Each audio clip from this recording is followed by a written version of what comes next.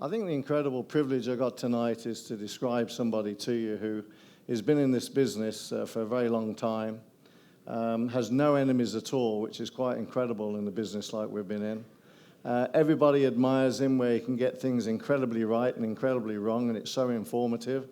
Can make stories up like there's no tomorrow, and his bedtime stories as well as wake-up stories, and my goodness, the man is an incredible inspiration, not only to this country, but the rest of the world. And without mentioning his name or what he does, I can say that he's a true friend, and sometimes at times it's absolutely amazing. I got him into terrible trouble in Detroit in the museum there, in the Ford Museum, in point of fact, because I introduced him as my father, and Americans are a little bit, shall we say, interesting, and they believed he was my father. So it was most incredible, but what can you say about a man that inspires young children, grown-ups, entertains everybody of all ages, all nationalities, and can make the most boring, whatever it is, a horse race, a race car race, or anything, so entertaining, just brilliant. There can be no doubt that you've inspired generations, not just a generation, but generations of motor racing fans. Do you think you can explain how you maintained such a passion throughout those years? Yes, I think I can. I was lucky enough to be born into motorsport because my father was a professional racing motorcyclist, and you either love what your father does or you hate what your father does. I was very fond of my dad, and I loved what he did. I first went to the TT races, which are being run this week, in 1925, which gives you an indication of just how incredibly old I am. And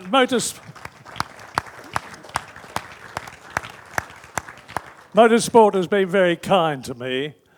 It's enabled me and a lot of the people in this room, including his nibs on my left here, to travel the world, to work with some absolutely fantastic people, stay in lovely hotels, eat in great restaurants, and generally make something out of their lives, as anybody to do with motorsport has.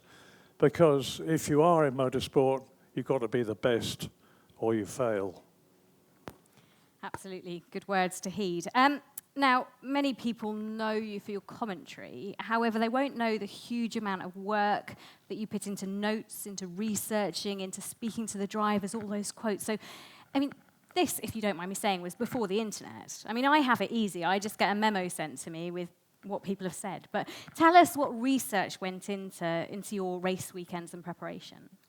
Well, they say what you have to be a commentator, and I have to say, first of all, you've got to be enthusiastic about what you're talking about. My God, I'm enthusiastic about it.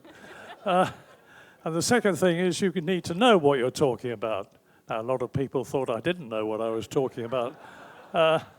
But believe me, I and all my fellow commentators, because I'm not unique, put a hell of a lot of work in. You're talking to people all the time. You're talking to drivers. You're talking to engineers.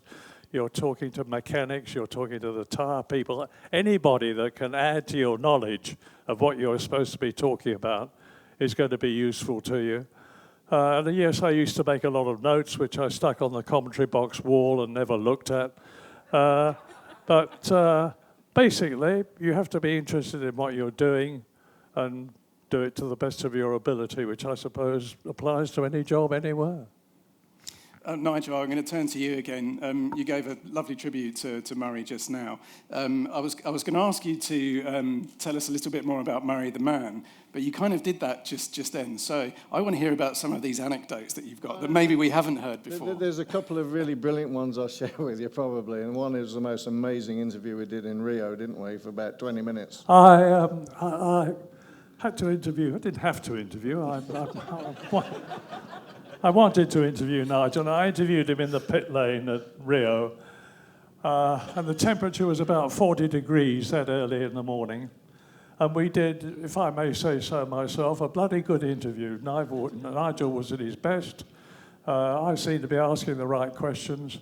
I went back full of the joy of spring to my engineer, gave him the tape, and he said, "Oh, Christ," he said, "I forgot to turn the microphone on." So I had to go back to Nigel and say, "Nigel, can we do it again?" And every time I interviewed Nigel subsequently over the years, he would start the interview by saying, "Have you turned the microphone on, Murray?" I'll tell you something else about Nigel. He always used to wear a cannon cap, because he got paid £1 million a year to wear a cannon cap. But he always used to wear this cap. And when I interviewed him, he knew that the BBC cameraman had been told, "Face, avoid the logo on the cap." So we'd be sitting down, hold this, Nigel. We'd be Yes, Dad. We'd be sitting down, I'd say, "Well, Nigel, pole position again. How do you fancy your chances for the race?" And Nigel would go, "Well, Murray," he said, I think I've got as good a chance as anybody." "Yes, but what about so-and-so? Won't he give you the chip?"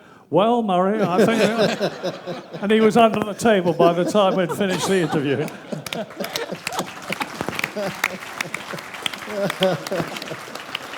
Oh dear, thank you so much to both of you. This award was judged and voted on by the motorsport editorial team, led by Nick. And Nick, I believe you have your own question for Murray. Yeah, you're stitching me up now, aren't you? Have your trousers ever caught on fire? Has this ever happened? Have your trousers ever caught on fire, Murray? Sorry, Clive James. Not that I've noticed. No. You would have noticed, I think. Yes. Ladies and gentlemen, the 1992 Formula One World Champion, Nigel Mansell, and the Motorsport Hall of Fame Inspiration winner, Murray Walker.